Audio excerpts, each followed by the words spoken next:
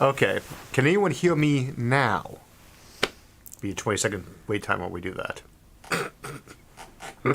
Technological delays. While we're waiting for the audio to come in just a moment. And if anyone can just go ahead and hit when they say, "Can you hear me now?" 5 by 5. Can you hear me now? I've seen a lot of people saying no sound, no sound. Yep. Everyone can hear me now. Okay. Oh, a lot of yeses. Whoa. For those of you who can read lips, we're going to go through that introduction one more time. Someone says they like the telepathy. Maybe you should try that a little more frequently. Just go ahead and read me through the power of my mind. All right. So, welcome to Livestream Q&A, our 31st here on May 30th, 2021. Now in full sound audio, Dolby audio. And the first in our new house. This is the first one in our new home, and as you might expect, we have some technical glitches. As usual, we'll be joined by my wife, the lovely Sarah Fowler-Arthur, who will be asking questions as we go. Please get your questions in the chat window for the moderators. Try to keep them as concise, legible, and polite as possible so they can relay those on to me as we go. So, I take it everyone can in fact hear me, and we will go ahead and get started with that first question. I just want to comment. You have a comment from Trevor Nielsen. Isaac has been replaced by AI with no sound. Oh my. Well, we had a question from last month from Superposition that we hadn't been able to get to. It said, do you think that solar power in space will supply most of humanity's energy demands? And if so, when and where? In the long term, it all depends on whether or not we get something like fusion. If we do get fusion, then we have the basically endless bounty of supply that you'd be getting for something like deuterium or hydrogen, vanilla hydrogen fusion. But even then, solar still can potentially be kind of nice because when you're generating power, usually at least half of it's going to turn into waste heat. And the nice thing about civilizations that have access to an effective infinite power supply on a planet is that you can support as many people on the planet as you want until you have that heat bottleneck. And since fusion would be generating about half its power as heat on planets, a power satellite beaming things down by microwave to be converted back in would be doing only about 10 to 20% of that as heat. So you might switch over to using power beaming at that point too. But power satellites, I think, is probably the best way for us to be going without fusion in the meantime. And we have no way of knowing if we'll get fusion, when we'll get fusion, and how economical it's going to be as a reactor. We shouldn't just assume it'll be really, really cheap to do just because it's much more energy abundant. So I do think that power satellites are the way to go. We had another compliment from Albert Jackinson. He says, I want to thank Isaac for hosting these the past 2 years. It's really meant a lot to me. Thank you, Albert. And he has a question as well. Good afternoon, Isaac and Sarah. Plastic became popular in the second half of the 1900s, and now graphene is talked about as the next big thing for material science. Mm-hmm. What might be next for the field? There are some other allotropes besides graphene of carbon, as well as some other materials that have some super material properties, metamaterials, for instance. Graphene seems to be the kind of the wonderwall that I sometimes wonder if it's going to be the one that actually does a lot of the high-tech things we think about, just because while it seems to be so good at so many things, we'll have a chance we might discover other special materials that might do one specific job better. And if it does one job just a little bit better, then that's what you use for pretty much every job. But graphene is, well, we did an episode, Impact of Graphene, earlier this year, maybe, or last year, probably. And I'm going to mispronounce his name, Evan Schulthus, one of our regular editors on the show, he's actually a researcher on graphene, so he has shared with me an awful lot of good knowledge in terms of what's going to be happening with that in the near future, and it does look like that's going to be one of those fields where, we're going to start using graphene for all sorts of stuff this decade, not a decade from now. And they were wondering what you think might replace graphene in the future. No idea. I'll get a Nobel Prize if I could come up with it, I'm sure. Epic Monkeys and Apes says, hey Isaac, how do you think a digital economy might work? Speaking of Nobel Prize a moment ago, I suppose if you actually found something that was better than graphene, you could also have the option of becoming a trillionaire. So, which would be better, the $1 trillion or the Nobel Prize? I hate to say it, but I'd probably go with $1 trillion. An entirely digital economy would be my assumption, because we already have a pretty digital economy. You would see that probably popping up or close to it with interplanetary and then probably interstellar civilizations, because that's the only way they can really send information in a no FTO sense. We did talk about doing interstellar trade at sublight speed, but you still expect the vast majority of what's getting shipped back and forth between most systems to be raw information, data, entertainment, whatever it is. Virtual worlds is another example, though, because let's say you have 5,000 different virtual worlds, be it Middle Earth or I can't remember the name of the planet that Warcraft set on, or Starcraft, I don't know either, that universe. But you have a bunch of different virtual worlds people might live in. They can still trade regular commodities back and forth. They just happen to be digital. They might ship oil to and from in those. So I think that in the whole, we already have essentially an information-based economy. You always have in reality. That's kind of the concept of fiat currency in the first place, and generally what happens with the commodity currency, to be honest, too. So I don't know that it'll really be that much different. Just on time compared to old school, where it might take months to send letters of note back and forth. Plankmore asks, on the science fiction side of things, could there be topics regarding humanity even harness the world of quantum mechanics and what it could entail? I'm sorry, say that one more time? On the side of science fiction things, could there be topics regarding humanity if they even harness the world of quantum mechanics and what it could entail? I mean, I'm sure it's been done. I was just thinking, one of the books I was putting back up on the show today is Fantastic Voyage by Asimov, which is kind of the original Let's Shrink People Down and Go Explore the Human Body one, although most of you probably know the Rick and Morty episode where they did that instead. I would not expect there to really be a shrunken down scale that was the equivalent with the real world. I don't really think of the universe as being one of those Matryoshka worlds where it's like a box within a box within a box, and each level is parallel. The planetary orbital models of atoms are all wrong. There's no parallels there. Different emergent properties apply. But as to what a quantum scale kind of civilization might look like, if you would even have such a thing, I'd say it'd probably be very chaotic and random, upon the pun. I mean, in a way, we kind of are that emergent property because all the rules of the normal physical chemistries and biologies are all built on the back of those statistical probabilities of quantum. So this is kind of the quantum world. We'd like to thank Dan O'Connell for his super chat, and he asks, Isaac, do you see SSTOs ever becoming a practical for LEO transport?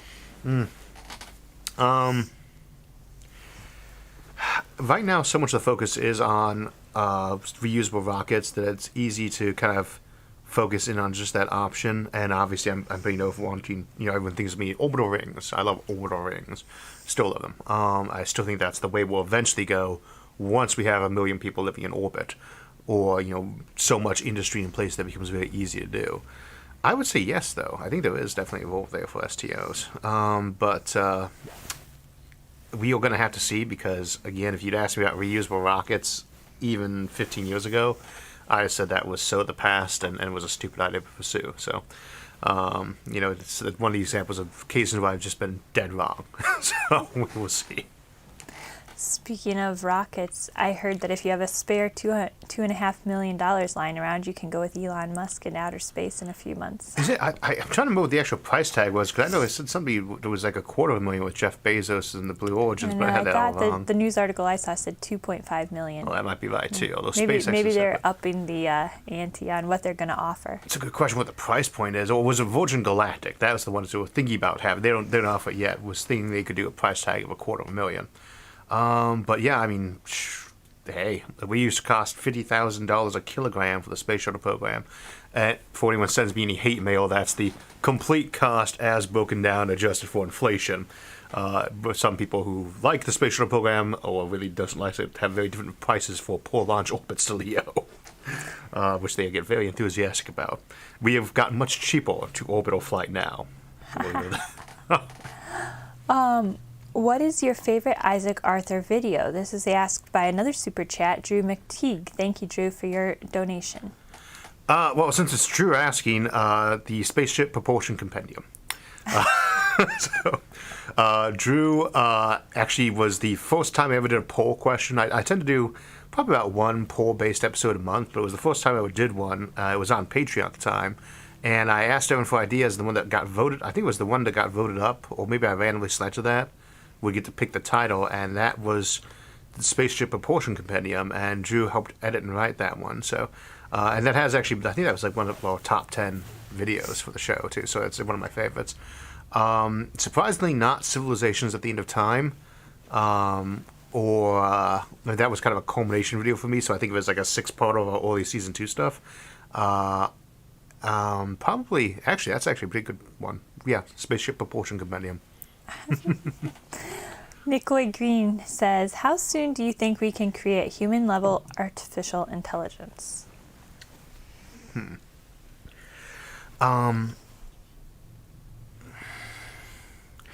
There's always the problem about what we define as artificial intelligence, and I had in sometime in the next month, in July, I'm giving a talk to MIT Lincoln Labs about human AI teaming and kind of what artificial intelligence will be looking like. And I'll probably turn that into an episode afterwards. But I got to talk to one of the folks who worked there, who's an expert on AI. And we have this problem of almost every time we try to define what artificial intelligence is and what human-level intelligence is, we see a very narrow window of AI that doesn't really probably qualify. The vast spectrum of what we want to use AI for will not be human-level intelligence. And in fact, that's probably the least interesting level of artificial intelligence out there. And I've completely forgotten what the question was. The question was... When do we get human-level AI? Probably this century. But probably not quite as soon as other folks who tend to be pro-technological singularity would expect. And it would probably be an uploaded human mind that we use as the baseline template. So, a copy of a human mind is kind of debatable as to whether or not you think that as an artificial intelligence. Is a mind upload an artificial intelligence? And I'm sure most of you who are regulars already know my opinions on artificial intelligence not being a very good word for us to use anymore. So, an uploaded human mind is artificial intelligence? Well, artificial intelligence kind of describes humans pretty accurately too, because it's about the most artificial thing in the whole planet. So, it's something I do expect this century, though. So James Armstrong IV wants to know if you would be willing to clone or upload your cat at the end of their natural lifespan. Flax is sitting right there. I know. You keep drifting off and looking at him, and he keeps on batting his paw around. He's sitting in the middle of this new studio on the carpet like he owns the place, which for tax purposes he does. Let's see. I don't think I'd actually clone one of my cats. Again, even with a cat, there is not that much that's really instinctual in terms of their behavior. A lot of it's going to be early learned, and so it might be be one of those things where it's sold more as a constant reminder. I know a lot of folks who do that sort of thing in terms of, I don't know many folks who do that personally, but you can get a cat cloned, you get a dog cloned, and you can get a horse cloned, probably other things too, but there's an actual real market for that stuff today. And I think the horse cloning has to do with thoroughbreds and, I don't know, I don't get the horse word very well. My sister-in-law is a horse person, so I myself am not. But which means she trains horses. Hannah trains horses. Not a centaur. Nickum says, I heard they already have 700 people who put down a deposit, and they think 250,000 is the high end. They're trying to get the number lower. What, for space people. launches? Mm-hmm. There will be a big market for it. I mean, you think about it. We've spent less than 1,000 people to space, period. I mean, just ever. Less than 1,000. Can you find 1,000 people who want to cough up $1 million to go to space? Probably. I mean, think about it. For them, it's, will you donate this money to charity kind of too? Because you're saying this is going to help out this company that's making this cheaper for everyone else down the road. So that's how you rationalize. If you need to rationalize spending $1 million to go to space. As to whether or not you do it, how many millionaires are there on this planet? It's like 3% of the U.S. population alone. How many people make a couple $1 million a year? Probably around 1 million on the planet. So it's a lot of folks who could potentially fork up the cash for that. And 1,000 of them a year. It should be doable. Hopefully that price tag comes summer down, vacation. Well, yeah, you'd probably be lucky if you got to spend a week there. So. Dag12 says, if you take two molecules and place them a light year apart away from all other masses, how do they detect each other? I guess the question would be, do they recognize each other gravitically? This is where we get into the wonderful concept of virtual particles, which are debatably real things. That's the name virtual. I want you to imagine for the moment that they are a gajillion little particles, photons in this case, or gravitons, photons for electromagnetic force, gravitons for gravity, that kind of ooze out constantly from an object. And those that actually latch onto something nearby, and those become real, and all the other ones cease becoming real, and they get weaker and weaker the further they get away from that object, and thus when they become real, they are, because they're more stretched out, they exert less force. This is one way to look at how forces communicate with each other across between objects in space and time. This, of course, is not really correct, but at the same time, probably the sanest and simplest version I can think of how to explain how we actually move forces between objects. But virtual particles, and in the case of where they actually exert something on something, that's where something real is happening, otherwise they fade off into nothingness. And there's always a vast sea of virtual particles coming in and out of existence.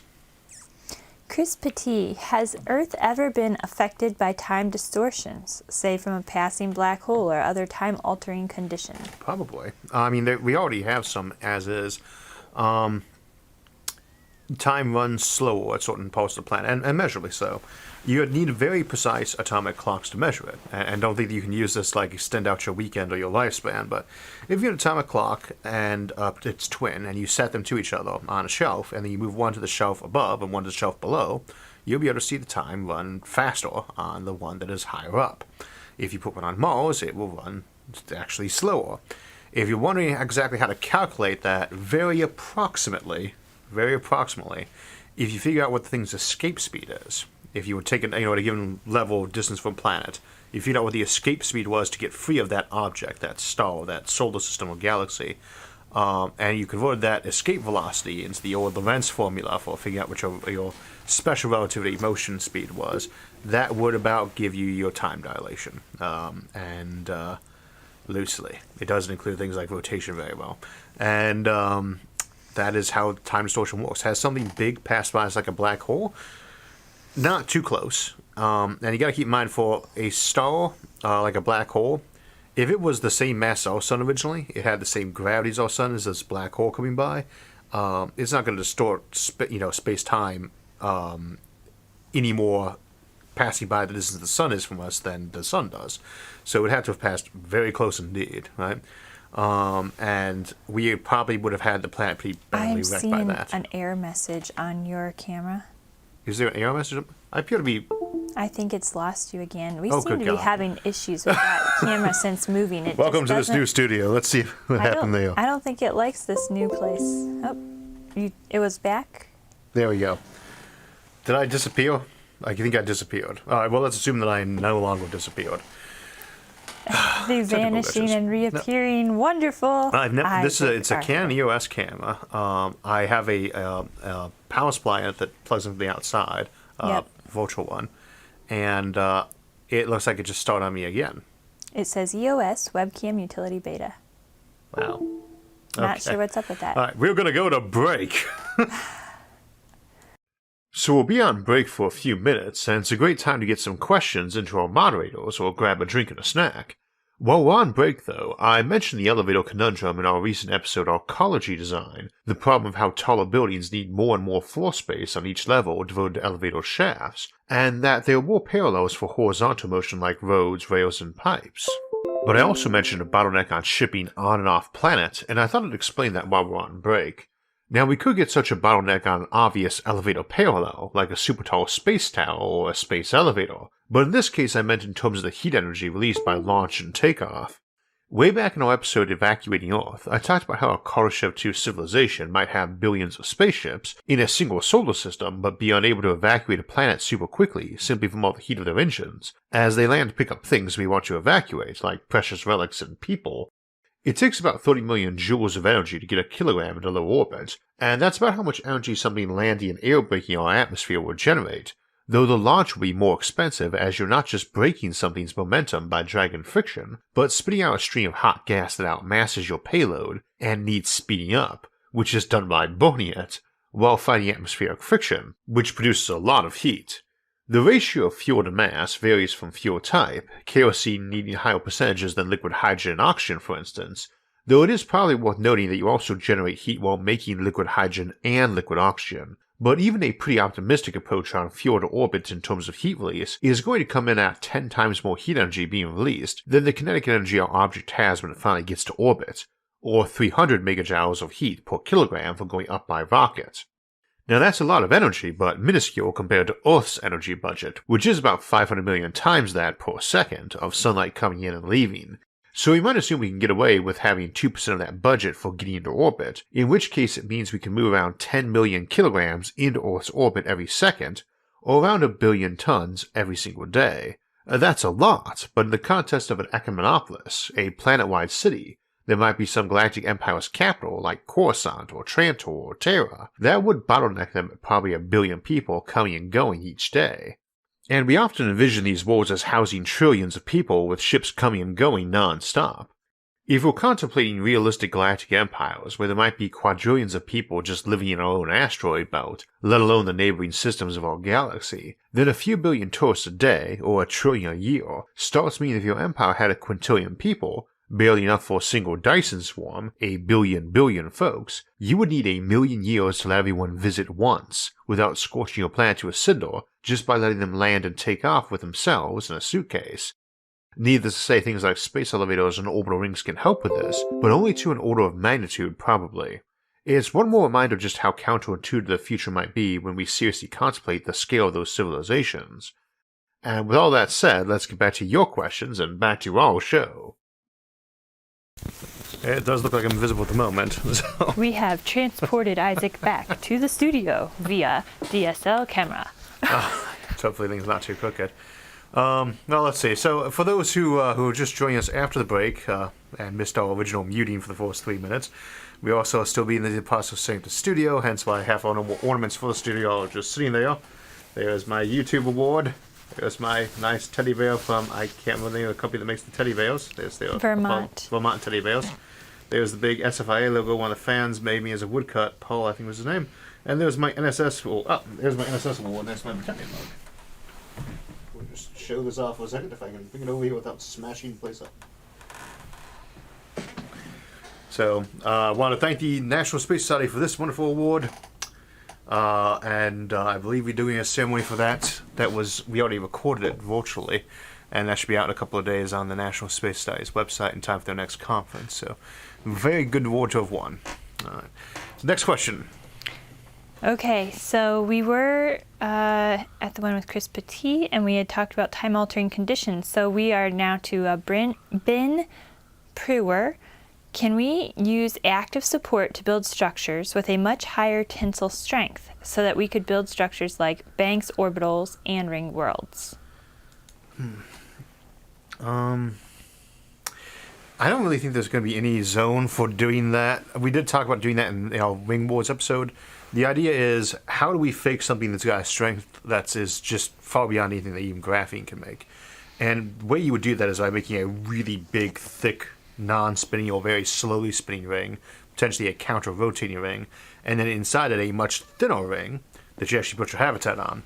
So think about how enormously huge a ring world actually is, or a Banks orbital, or 200 Earths for a Banks orbital, or more, and ring world 1 million Earths.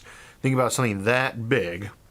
That's a tiny little inside rotating gasket, practically, a gigantic hub that is a slow-moving counterweight to it, basically.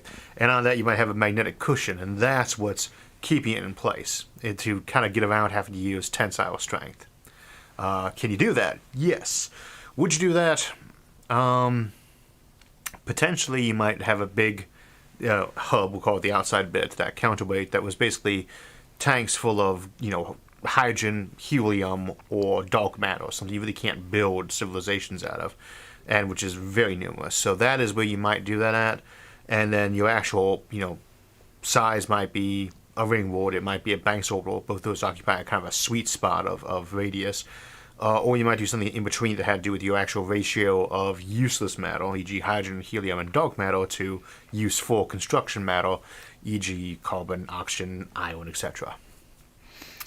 Jack Marr says, which will come first in human history, a moon base or a Mars base? we have an episode titled Moon Base versus Mars Base. Or was it? Maybe it was Moon See Force the versus Mars episode Force. for the full see 40 that episode full-length in about answer. Yeah, I guess it'd be a month and a half till that comes out. 2 months. Sometime in August, I think, or July. Haran Ibru asks me a question. He says, living with Isaac for so long, have I learned a lot? Absolutely. I'm transported to new worlds every day. Furel, hi Isaac. How large would interstellar spaceships have to be? Potentially. A lot of folks think you could make them basically the size of a pin. We've talked about that as the small end of things, and we'll get back to that in a second. Others would say that you have to do it the size of a planet. And those are your two kind of far away big sizes. Do you have to transport a planet or a solar system to really move between star systems as a stable ecology? Or could you do something so small that was basically just a micro-sized hard drive with nothing but atomic level storage with copies of minds and artificial intelligence on it?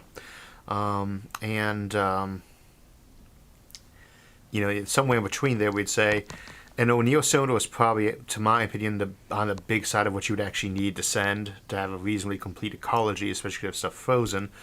See our episode Exporting Earth in the Generation Ship series for that. On the small end, we can talk about a Neo-sized spaceship that was really popular with a lot of the technological singularity era stuff in the late 90s, early 2000s. Here's this tiny little, artificial intelligence on a robot that's got a couple of universal assemblers on it. And it got trashed while it was traveling between solar systems because interstellar dust and radiation is very, very non-discriminating in what it likes to wreck. And if your system is that small, you have no radiation shielding. That's all about distance. Radiation shielding is all about the idea that a very sensitive object can be surrounded with a lot of stuff that's basically unsensitive, being smashed around. And you need that layer. And I would generally say your smaller size, then it's probably in the area of a meter. But then you keep in mind about stuff like universal assemblers. If I got tiny little machines that can go build more themselves, so they only need to launch something the size of a needle or a finger or a meter across, and they can go to another solar system and build a whole new civilization off of that. I'd also use those exact same machines to go take apart a few million, megatons of random asteroids that we don't need here, that we have tons of. Just take apart one out of a million of those, and send out whole armadas of ships instead to the nearby neighboring solar systems. So, you don't send out a von Neumann probe to other solar systems. You send it out in your own solar system first, and that means you get away with very big ships. Isaac Bordeaux, welcome back. He says, I know you do not think alien civilizations are very common. If you could give a rough estimate, how far away do you think is the closest alien civilization? I'm kind of on the fence about it anyway. My general philosophy being, based on what I can see, I think it's more likely than not that there's not any advanced civilizations out. They are within a billion light years of us. I'd say there's a 50-50 odds of that. Anything beyond that, you really can't talk to. But I wouldn't be surprised if we didn't have any even inside our own Hubble value. And there's assumptions there. There are all those big things of, is there a perpetual energy motion machine? Can you travel faster than light? Do we live in a simulation? All those completely throw that whole question on the edge. See the Fermi Paradox series for details. But the Dyson Dilemma to me is the big one on that. That says why you can't be having these civilizations anywhere nearby because there's just no sign of them. Camera error. Right. While we're messing with the camera, I hope my audio is still going on with that. it is. That is really irritating. Would you like this camera? No, let's go with this one for the moment. Okay. Seems we've got us to about 10 minutes.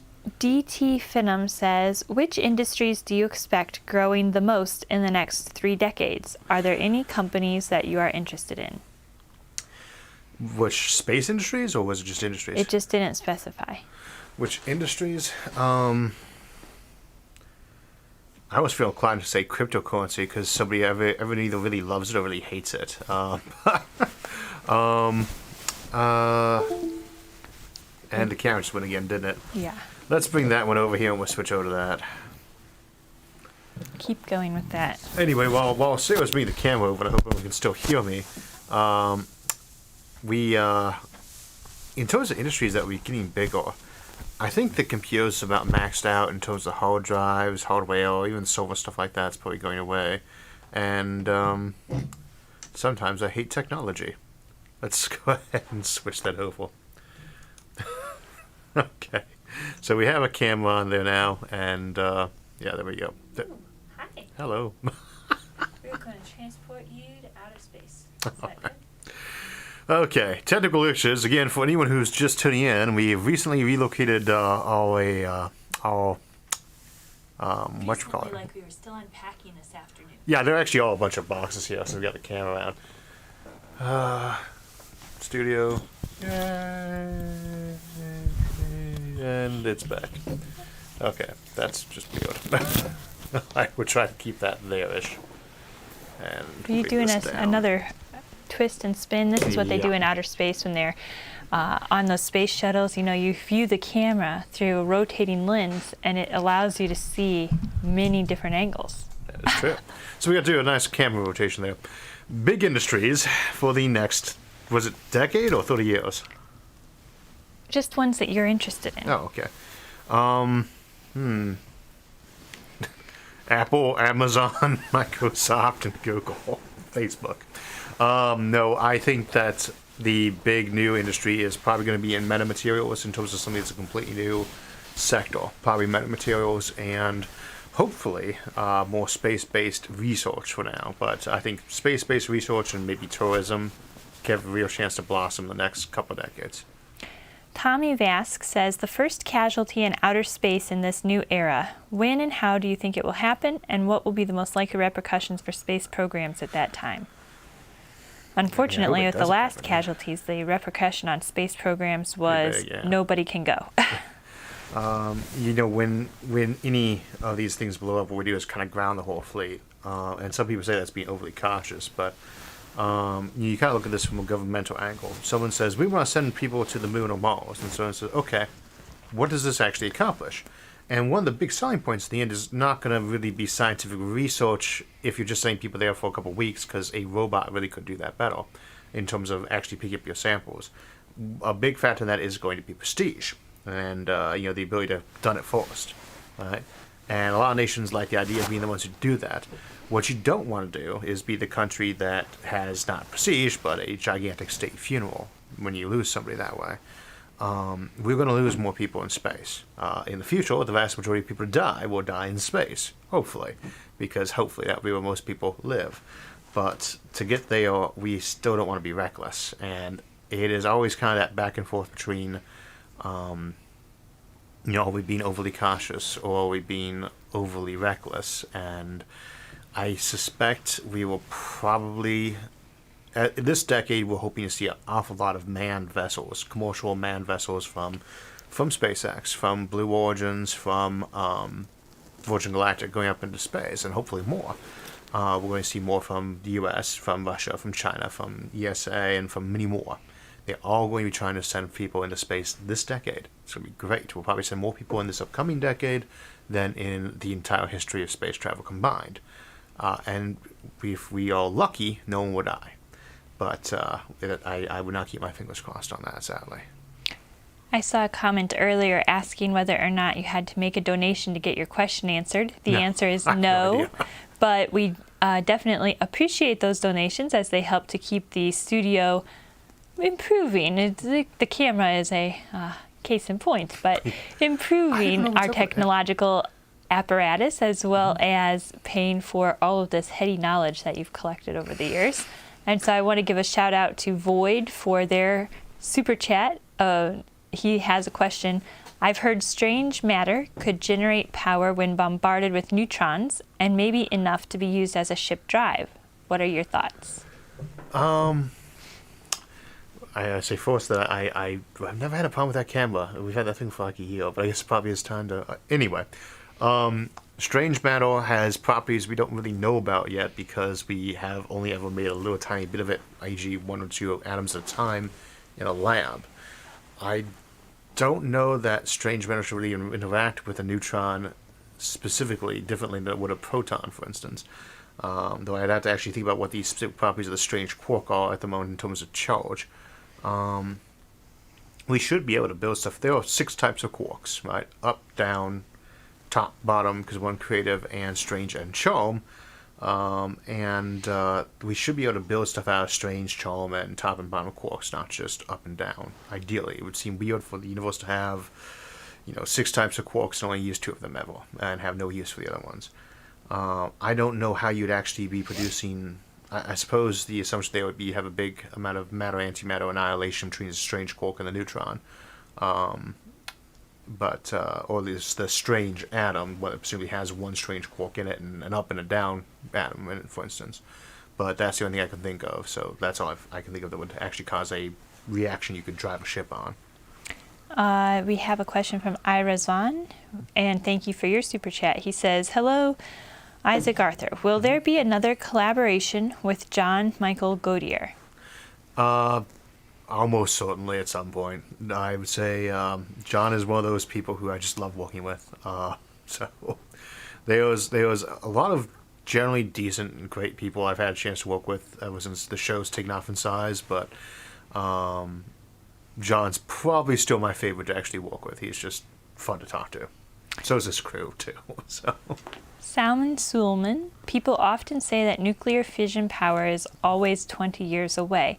Do you think that there's actually a real possibility, or is it just a pipe dream? Yes. I was just thinking in terms of collabs, I'm working on a script right now with What If Art History, and hopefully that will be coming out in the next month or so. So that's the current collabs going on. We have this comment that comes up about fusion. It's gotten to be a bit of a truism when people say that. Loosely speaking, what happened was we discovered the very basic things of atoms around the turn of last century. We started discovering what protons and electrons and neutrons were, and that alpha particles, which are helium atoms without ions, electrons in them, beta particles, electrons and positrons, gamma rays, and all that stuff was in the 30s, in the 40s. We got a reactor, very basic atomic pile working, and we got the bomb. And then a few years later, we got the fusion bomb. So everyone looking at that said, well, we're probably one generation away. That's a loose number you give for a new technology. We're a generation away from probably having fusion reactors.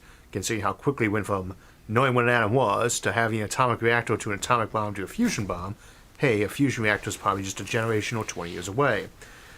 That's it. And then some folks have occasionally said that a little bit more optimistically in like the 70s. Well, look like we might have some moves in that direction, but no one's been going around saying it was going to be 20 years for sure. We didn't know. It makes sense it was one generation away. Is it possible? Yes. But, for my part, I think it's time for us to move past that use of that. It's the fusion technology 20 years from now and always will be. I don't think it's helpful. And I hate to admit, but I start regarding it as one of those statements like Iceland is green and Greenland is icy, or in Europe they call soccer football. It's like, okay. That doesn't help. Everybody knows that. We'll get fusion. We will get it. How economically viable it will be, we keep making new improvements towards it every day. When will it become economically viable? Hopefully sooner than later. But we don't know yet when. It might be 20 years. It might be a century. It might be a decade. It's slow, though, because with fusion research, we typically have to build the entire installation, run the experiments, then get analysis of that, and then get funding for another generation of experiments, build that whole thing up, and do it again. So every little thing we need to learn has this big time gap, a requirement of just lots of new stuff. We're eventually going to hit close enough that we'll be able to pin it down. But that might not be the next generation of fusion reactors. Or it might be. We'll have to see. If you want to go faster, encourage your government to spend more money on fusion research, run multiple projects at a time, and, I hate to say it, bootstrap it by saying spend twice as much on production to get done in a quarter of the time or something like that. That's the best advice I could give on that. Don't know if that's wise, though. Jacob says, what is your preferred fuel for chemical rockets in the near term?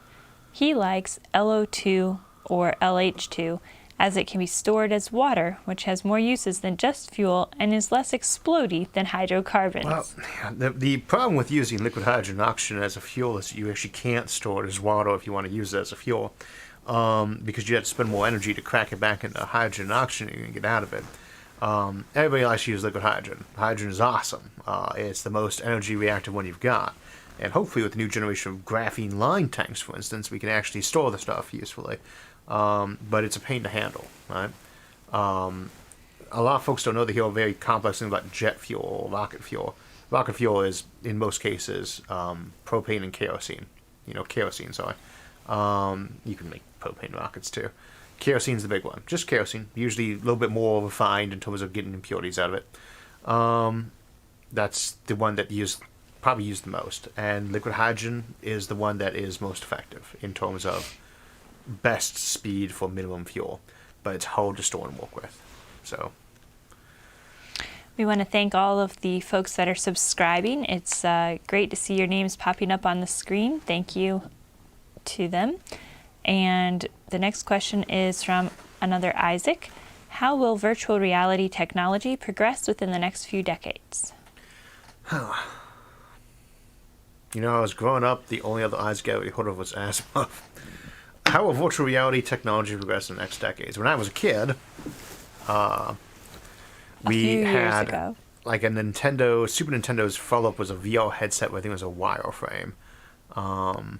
And it was horrible and bulky.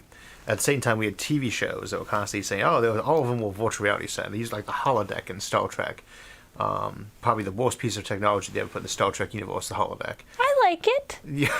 It's cool. It's cool, but it lets you do they have so many episodes that are basically set on the holodeck. You gotta explore in space, and the holodeck's what's interesting. You can do holodeck episodes back on Earth, right? The grass is always greener on the other side of the fence. But right, that's why you're out exploring space. Not the holodeck. Voyager, I think Star Trek Voyager is the one who overdid it with the holodeck, I thought.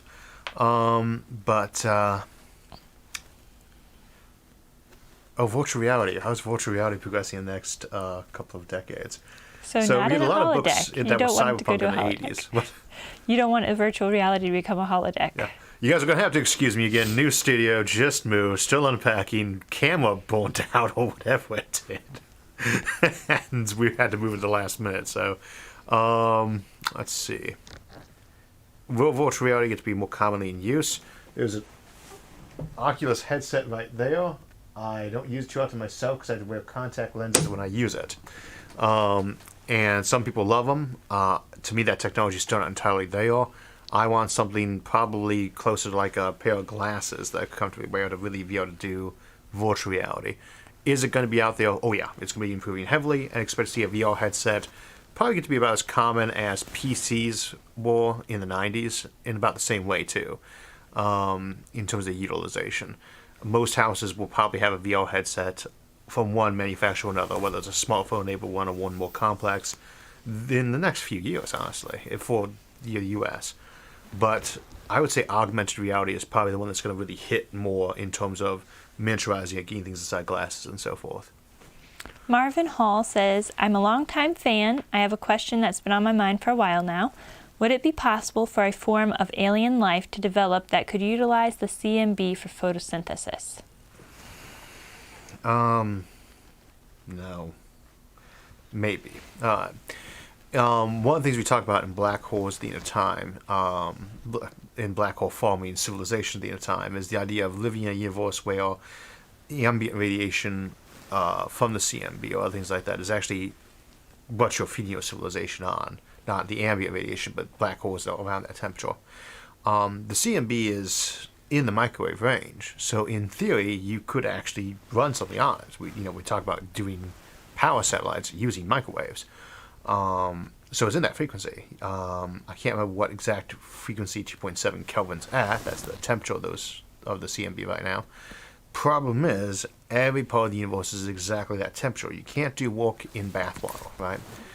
All of our thermodynamic principles run on the idea that you need a hot and cold reservoir, or you need something higher density as it were to really work off of.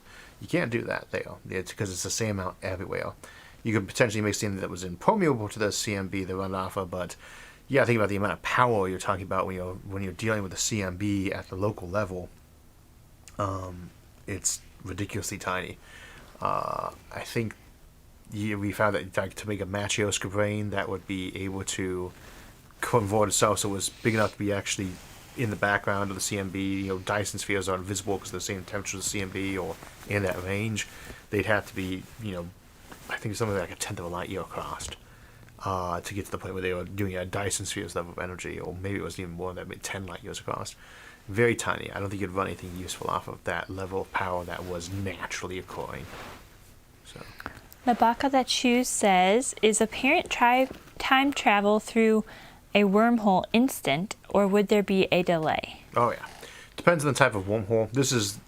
You hear a lot of talk about how wormholes work when people are either doing science fiction or discussing science of wormholes. There are several different versions of wormholes in theory, and they all operate very differently. Kind of the classic one, that's the not the sci-fi one, the one that Lucy allowed under general relativity that people most commonly look at. That has typically got a requirement of several hundred stellar masses to actually produce it. It's a gigantic black hole, and it takes months potentially to travel down through the thing. But you shave, potentially millions of years off your voyage. So wormholes have long throats. They take a while to transit. Stargate SG-1 probably a little bit more of a better view than we see in other ones where it's like a window or gateway that you step through. But they're all versions of the concept that include those. Question from Chili Emerald. Thank you for your super chat. Would you have any opinions on aliens creating star systems out of gas giants like brown dwarfs, but we smash them until they make a star? Say that one more time. Would you have any opinions on aliens creating star systems out of gas giants? Maybe I read that incorrectly. Out of gas giants like brown dwarfs, but we smash them till they make a star. Brown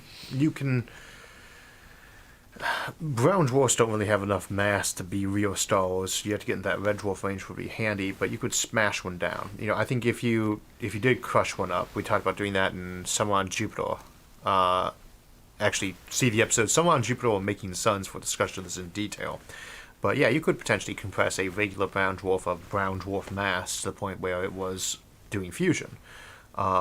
The whole concept of why a star needs a certain amount of mass to fuse, to produce light, is that it needs that much shoving down on it from its own gravity. You could compress something, though. You put a shell around and just squish. The other alternative, of course, is to dump like a white dwarf or a neutron star into one. Although it's kind of a scale issue. We'd say, let's drop a white dwarf or a neutron star into a brown dwarf. And it's kind of like say, let's drop this cup into a pool without realizing that the pool is actually much less massive than the cup. It's just size-wise, one's bigger. It's really the neutron star that's eating the brown dwarf or something like that to start fusion back up again. But that works, or causes supernova, or both. We've got a lot of questions from Isaacs today. Today we have another question from Isaac Baroa. How many complete Earth clones could we fit into our solar system, assuming we can add mass to planets, convert gas giants to stars, and add red dwarfs to the outer solar system? Okay. I think this is often a discussion of like an ultimate solar system thing. The most planets you can stuff into a solar system, if you want to start taking liberties with solar system. 1 second.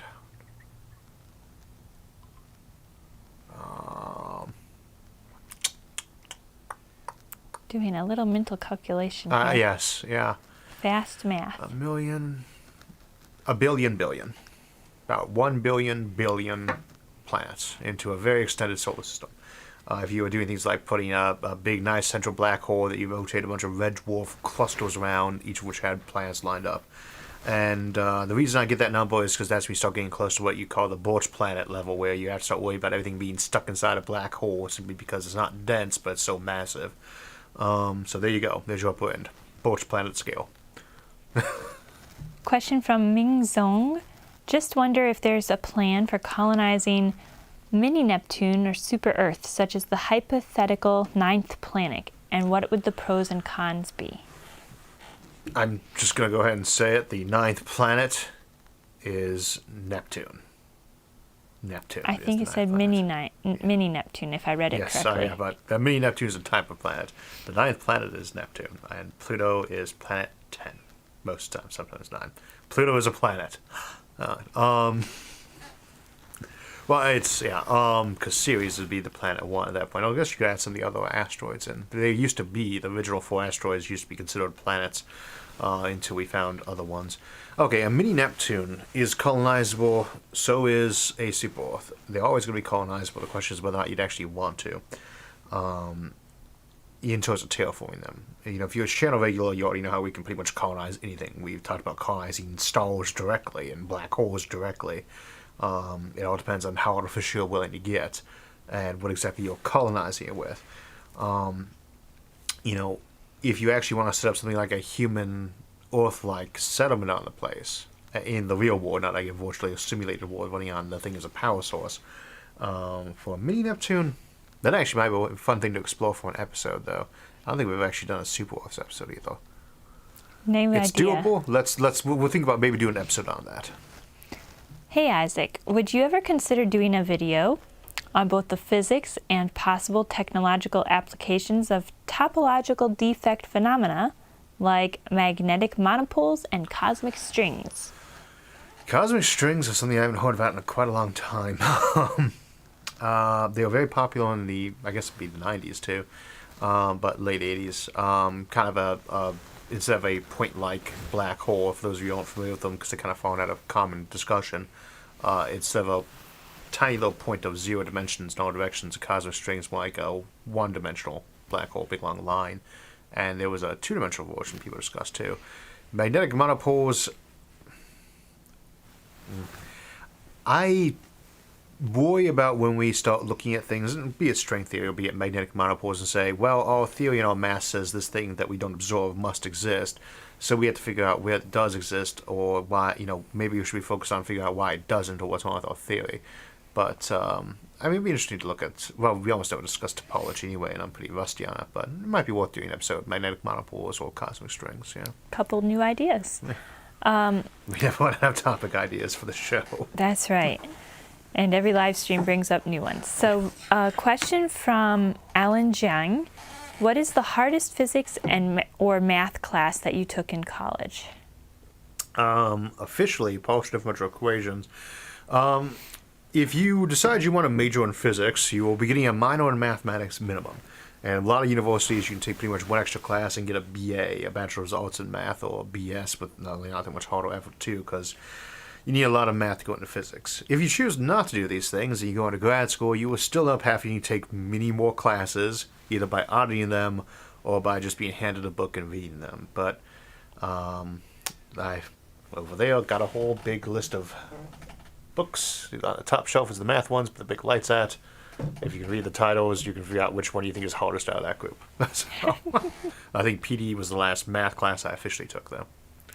Podunk says, is it just me or is Isaac's speech impediment basically gone? Or do I just listen to him a lot? I did take a speech therapy for like 3 years. I stopped doing that probably about 4 months after we got married. Just we were gone so much that it was getting hard to schedule anything.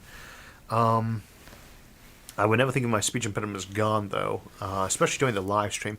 You probably don't notice as much when we're recording because I tend to be a lot slower or scripted. I really focus on things and do takes, and I'm enunciating anything very clearly. If you're only used to listening to the episodes and you're listening to the live stream, you're probably catching me mumble sometimes or speak very quickly. And I would imagine speech impediment is probably still much more noticeable then. And for everybody who catches on board our Embracing Nuclear Power episodes, you'll get to hear me probably flood the word nuclear a bunch of times, too. I do think it's improved a lot, though. Probably has, yeah. Thank you for noticing the improvement. Thank you. Yeah, and it actually was much better than when I was in my early 20s, too. All right, so we got time for, I think, probably one more question. Oh, I got several more here. Okay, well, go ahead. We'll rapid fire them. Okay, rapid fire. Canadian says, Isaac, how massive does something need to be to have its own gravity? Wow. Very tiny. I would say less than a quark. Though that gets in that quantum gravity issue, so it is debatable. Atomic scale, though. Rory, not my last name, says, how likely are large star systems with several habitable planets, such as the 34 Tauri system from Firefly and Serenus from the Battlestar Galactica? So episode colonizing giant stars. Actually, pretty decently likely they'd be habitable, but probably not very likely they'd be around long enough to have civilizations emerge around them naturally. We got asked if we were in outer space. That must have been when the camera was flying around Everyone's the room. in outer space. Carlos says, on a trip to Pluto, if you could bring 3 TV or streaming service shows with you, what would those shows be? Star Trek, Curiosity Stream, Nebula, and That's no fair. You just picked the Curiosity Stream, Nebula, and another one. Amazon Yeah, audiobooks. Amazon's actually a sponsor of the show through Audible, so yes, those three. The last super chat of the day that we're going to give a shout out to is from Dobre Videt. Thank you for your super chat. And he says, when will we see the first murder in space? Hopefully no time soon, but I would guess, I'd do a Cain and Abel analogy there, probably within a decade of at least a dozen people living up in orbit. Cinnaball says, do you have an opinion on Ian M. Banks' The Culture series and his take on an evolved civilization? If you're a Star Trek fan, Ian M. Banks' Culture series is a very fun one to read because it's a nice follow-up. The late, great Ian M. Banks. I am most fond of his, I'd say the 3 novels I like by him, 4 novels by him that I like the most. Consider Phlebas. I love these ones. I can't remember the names. Player of Games, Accession, and Book 3, the one with the chair. Everyone's read the book will know what it is. I just can't think of the name right now. Very good author. So. Paul Rome, I get that the collision of the Milky Way and Andromeda won't result in many individual stellar collisions. But what about the central black holes? Will they collide, and what effects would that have? Eventually. Following up on Ian M. Banks real quick, I would not consider his work to be terribly realistic from a scientific perspective. But it's a great read anyway. We probably need to start moving away from the idea of Andromeda and the Milky Way colliding. That may be the first that does that, but the Milky Way has been eating smaller galaxies up for a long time, and we're getting Andromeda and vice versa, along with everything else in this area. We believe in the next 3 to 10 billion years, that's going to be where a lot of that's going down, until we are just left with that one big mega galaxy. Left alone by itself as everything else expands of the Hubble horizon, cosmological horizon. That will have very few stellar collisions initially, but all those remnants will eventually hit. You don't have big black holes that don't eventually merge. They will ring down eventually and collide. That may take several trillion years, possibly several, what's the number after trillion? Quadrillion years, but it should happen eventually. Last question of the day from Big Zebra. Why is your studio an exercise in landlord beige? That's in quotes. I was going to say, even big black holes, the centers of galaxies are only about, orbit of Pluto kind of size or smaller. So it's not like they're very likely to collide. What colors? Beige. I think it's because, the studio is so much the same color as the last studio that if it wasn't for the curtains, people wouldn't know we had moved, except for the technological diffdifficulties. Oh, well, beige is the new gray. That's right. Because the contractor will come in here yet and put doors on. So. And then we can paint. Actually, it's because I decided that beige was a much better light reflecting color than gray, and we wanted it to be more cheerful. But then this one was already painted this shade. Yeah, this was the shade we came in at. We haven't painted yet. I'm not sure I would either. And the other place, Sarah did actually pick out all the colors for the previous studio. So I guess, is that the question we're closing on? Did you want a different question to Let's close do one on? more. Okay. We have to edit out the first 2 minutes of the video from being quiet anyway. Someone said, shouldn't drillion come before quadrillion? Which one? Drillion. Drillion? I don't even know what drillion is. I think trillion, then trillion, quadrillion, quintillion, sextillion, septillion, octillion, nonillion. And at that point, they just made up numbers. I think that's got to count for some sort of higher math course. Yeah, there's also the Googleplex, I guess what Google comes from, if memory serves, or the other way around. Some made-up number. I don't know. Jillion. Oh, my. We had a super chat here from Sapphire Elf. Thank you. And I am just scrolling to see. We also have a super chat from Mostly Folders, a little bit of everything. And he says, thanks for what you do. When do you think new battery tech is likely to be more common than today's 18650 zeros? Sorry, we'll end on a stumper. When do you think battery tech's going to get better? Yeah. Every day. When will it get better enough so that I can probably... I'm assuming whatever got the camera say was the false power supplies put in there in the fake, for the fake battery thing. So I can just run on a power plug. graphene batteries are probably going to be the next one that's a real step up, or one that runs on kind of the same basic principle. But I would say the lithium-ion ones are so much better than like even nickel-cadmium that we had. Honestly, like a decade back was still the big battery for rechargeability. If anyone remembers the old days of going to Radio Shack and buying batteries and having to run through like 5 or 6 double D batteries just to run a stereo for a while, can appreciate how much more battery technology has improved in the last couple of decades. But it's still at the point where it's weaker than chemical fuels, right, in terms of density. And that's going to be the one that's the real big paradigm shifter for battery technology. Again, it's portable power energy episode. But when you get to the point that batteries, rechargeable batteries, can start carrying a power density similar, an energy density similar to what we see in chemical fuels, or hopefully even better, that's when you see the complete shift over to an electronic economy. And hopefully it's sooner than later. I guess on that note, we can go ahead and close on out. For everyone who actually came in and joined us for the silent first 3 minutes of the episode and the various camera power glitches here at our new studio, thank you so much for bearing with us through today's episode. And we will see you in a month again for the next live stream, where we have new technical glitches and hopefully fewer of them. And for everybody else, we'll see you on Thursday. So that will wrap us up for the day. I want to thank everyone for joining us, and again, if we didn't get to your question, feel free to post as a comment below, and I'll try to get to it this evening.